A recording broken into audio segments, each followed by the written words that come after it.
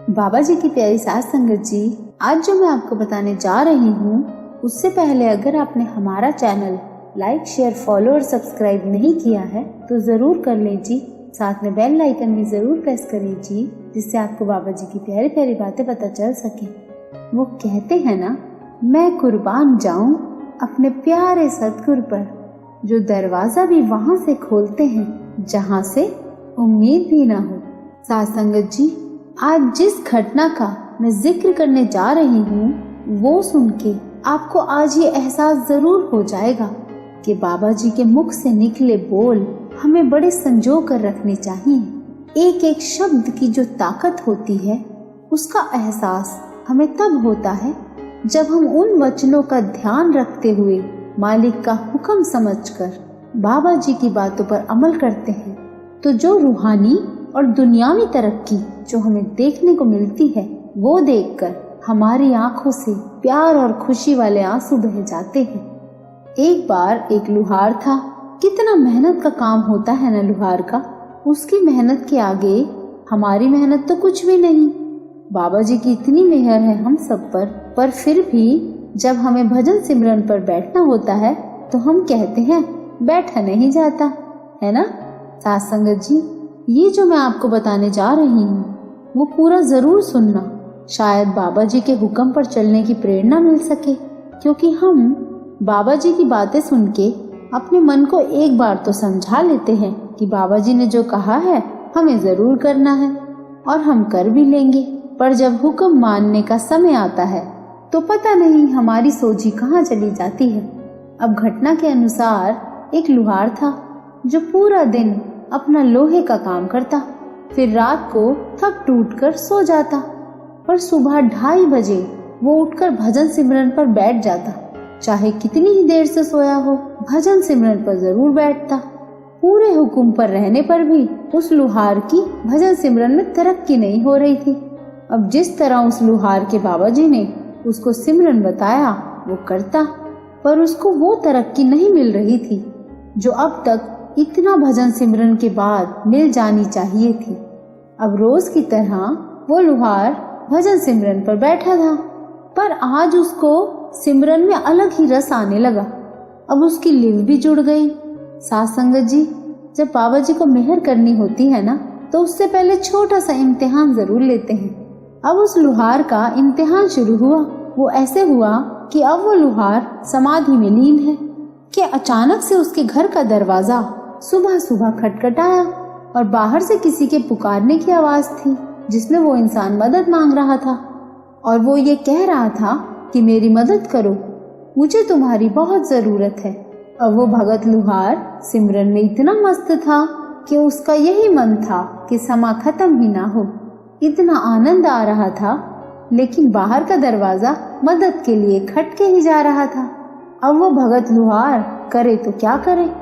एक तो उसको सिमरन में इतना आनंद आ रहा था, ऊपर से घर का दरवाजा है कि कोई खटखटाए ही जा रहा था और वो बाहर खड़ा इंसान बार बार उस लुहार को पुकार पुकार के कह रहा था, मेरी मदद कर, एक तू ही कर सकता है मेरी मदद। इतने में उस भगत लुहार को बाबा जी की बात याद आई कि बाबा जी ने बताया था कि कोई जरूरतमंद अगर तेरे दरवाजे पर आ जाए तो उसको कभी खाली मत मोड़ना, बिना संकोच के उसकी मदद करना।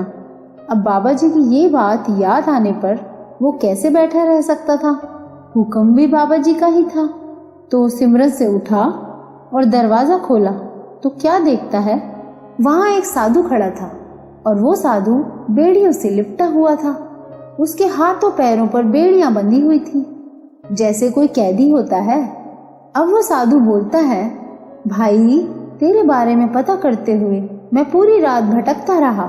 सुनने में आया है कि तू बहुत दयालु है, सबकी मदद करता है, भगत भी है, नाम भी जपता है। तो साधु अपनी परेशानी बताते हुए उस भगत लुहार को कहता है कि मेरे साथ धोखा करके मुझे कुछ लोगों ने फंसाया है जो मुझसे ईर्ष्या करते हैं, और राजा ने भी मेरी एक भी बात नहीं सुनी और मुझे काल कोठरी में डाल दिया और मुझे बेड़ियों में बांध दिया। जैसे तैसे मैं वहां से भाग आया और अब मैं दौड़ना तो दूर ठीक से चल भी नहीं पा रहा हूँ इन बेड़ियों की वजह से। वो साधु फिर कहता है, क्योंकि मैंने तेरे बारे में सुना था कि तू ही है जो मेरी बेड़ियां काट सकता है। और अब वो भगत लुहार बड़ी दुविधा में आ गया कि ये तो राजा का कैदी है। अगर मैंने इसकी बेड़ियां काट दी और राजा तक ये खबर पहुंच गई तो राजा तो मुझे मरवा ही देगा।